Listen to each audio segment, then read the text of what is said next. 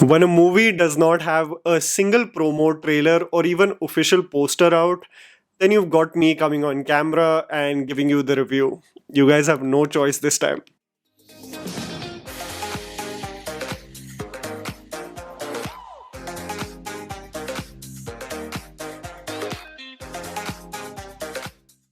Possibly one of the most hushed movie launches was scheduled to take place on 14th of June.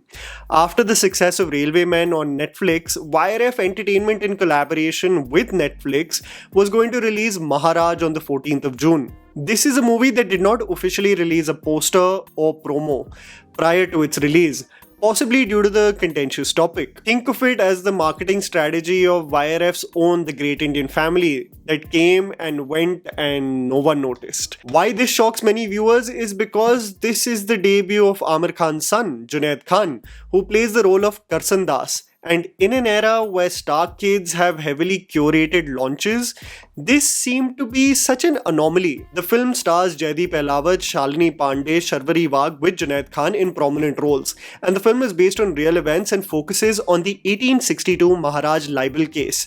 This is one of the main reasons why the film had been delayed and released so abruptly yesterday, as the Gujarat High Court, which had stayed its release on the 13th of June, vacated the same after the judge watched the film and stated that this court has arrived at the prima facie conclusion that the film Maharaj is based on events that led to the filing of the libel case and is not targeted at hurting the sentiments of the Pushti Margi community. The film had been certified by the Central Board of Film Certification, an expert body considering the relevant guidelines. The interim relief granted on June 13th has been vacated.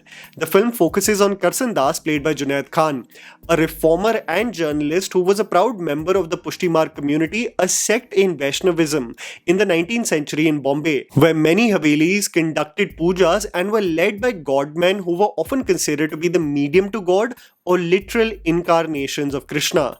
The individual that the film lays focus on is JJ, played by Jaideep Ahlawat. Upon noticing that many devotees are being harassed by the religious leader under the garb of seva, Karsan Das makes it his mission to expose the leader who is using religion in order to satisfy his explicit motives.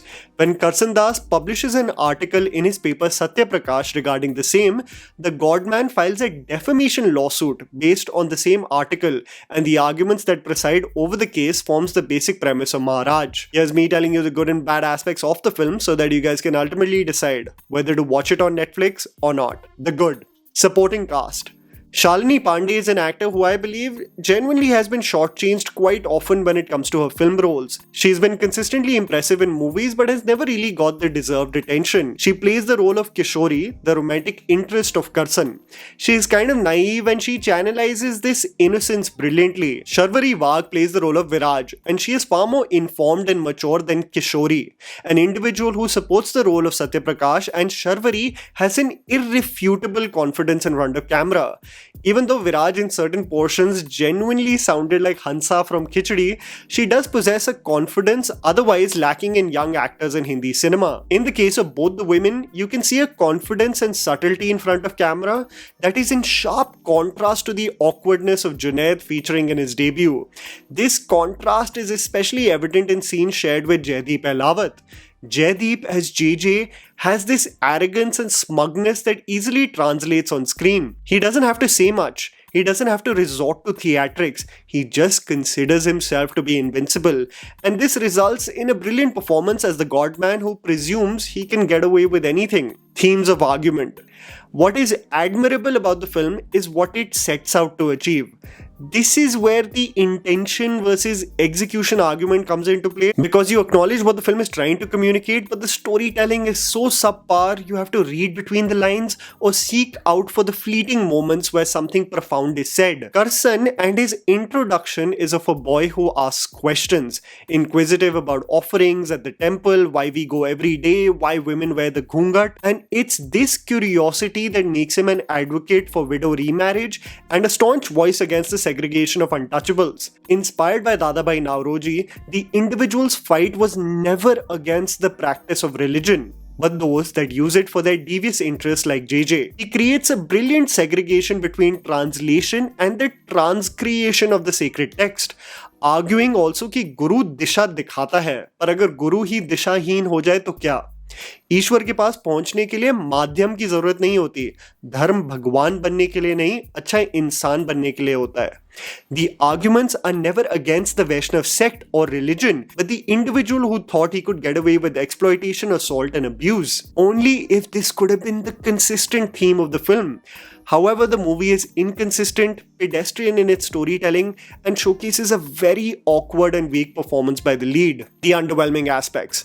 Never feels like a time machine. I have a huge gripe with the film and its production design. For a film that is set in the 19th century under British rule, never once does the film have the ability to transport you to that era. Each frame looks like manufactured sets that are easily interchangeable from the sets of the Great Indian Family. The lanes that are constructed on sound stages in Mumbai to denote an era 200 years ago. Even when there are sequences that showcase exteriors during the same time, the backgrounds only present a green screen versus a real location. The lack of attempt by the makers, I would assume, that is reflective of probably the budget in order to transport us to a different era, gets really distracting in several sequences, providing an aesthetic of a stage play versus a feature film. Lack of emotional resonance and halts in screenplay. There are several dramatic portions of the film that had all the potential to emotionally impact you as a viewer. When a battle ensues, especially between a reformer and journalist and a godman who is revered by many, there are bound to be several obstacles on this journey. But what's so baffling about the depiction and performances in this film is that when you come to terms with these extremely devastating chapters of the story, you feel absolutely nothing. This is a combination of the abrupt nature with which certain heartbreaking revelations happen and the blank reactions you get from the leading actor. These include loss of life and property, and while you would assume that a character as expressive as Karsan would be bawling his eyes out, would be shocked at the sequence of dreadful events, you get nothing from Junaid but a blank expression into the distance, and this denotes a lack of emotional resonance as a viewer. The film, with the integration of Sharvari's character, also acts as a huge halt to the proceedings of the film, as a romantic subplot is introduced as Viraj openly simps over Karsan. My biggest gripe, however, about the film is that a movie based on the 1862 Maharaj Libel Case actually only spends the last 30 minutes on the details of the case. For a film that really wanted to get to the bottom of several uncomfortable themes, this running time does not do justice at all to become a hard-hitting courtroom drama. Something I feel like Banda starring Manoj Bajpayee did exceedingly well. What it deems fit to focus on is a very important point that I will shed light on in the conclusion of this video. Junaid Khan's debut. Aamir Khan's son is considered to have dedicated his early years as an adult to the art of theatre. I'll be honest, from the get-go, Junaid is so raw in this film, it's actually distracting. He's a beautiful looking man, but he has this awkward, lanky posture that becomes a sore to the eye from the minute he is introduced. He has this odd smile, almost trying too hard when not needed, barely being able to dance in the opening musical sequence. And what I realized regarding his performance was that there seemed to be a very basic confusion of the medium in which he is acting. Being a theatre kid, Junaid is almost projecting his voice to the last row in the auditorium. And while he shares screen space with actors who are clearly more experienced than him, the co-actors are very understated and grounded in their approach. So while Junaid has this energy that is not centered, the abrupt contrast with the co-actors becomes even more evident. Where Junaid excels is his diction and delivery, much better than the South Bombay kids who roll their R's like Lisa Hayden's Vatavaran, but it doesn't really match with the body language and expressions, making it a very awkward debut for the star kid. Most important point. As I previously told you, the film is based on the 1862 Maharaj Libel Case, and in my opinion, this should be the core of the film. But the film spends a lot of time showcasing the acts of abuse executed by JJ, played by Jaideep Ahlawat.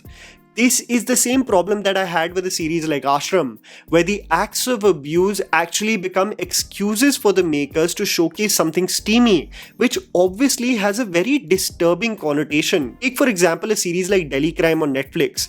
You would assume that telling the disturbing story of Nirbhaya might be a very tricky act, but there was a sensitivity in the storytelling where the act of abuse does not have to be on screen for us to feel that gut-wrenching heartbreak of what transpired. The act of essay itself does not need to be showcased with beautiful frames in order for us to feel like something wrong is happening, because these sequences can easily titillate the sick and disturbed already. Spending so much time in showcasing the abuse could have easily been implied versus shown. For a film that questions these disturbing practices, actually puts the godmen who consider themselves to be harbingers of truth to question, the film really walks around like a headless chicken until it gets to the point in its final act, led awkwardly by Junaid as the main character, making its intentions pure but its execution really haphazard. And that was the video, guys.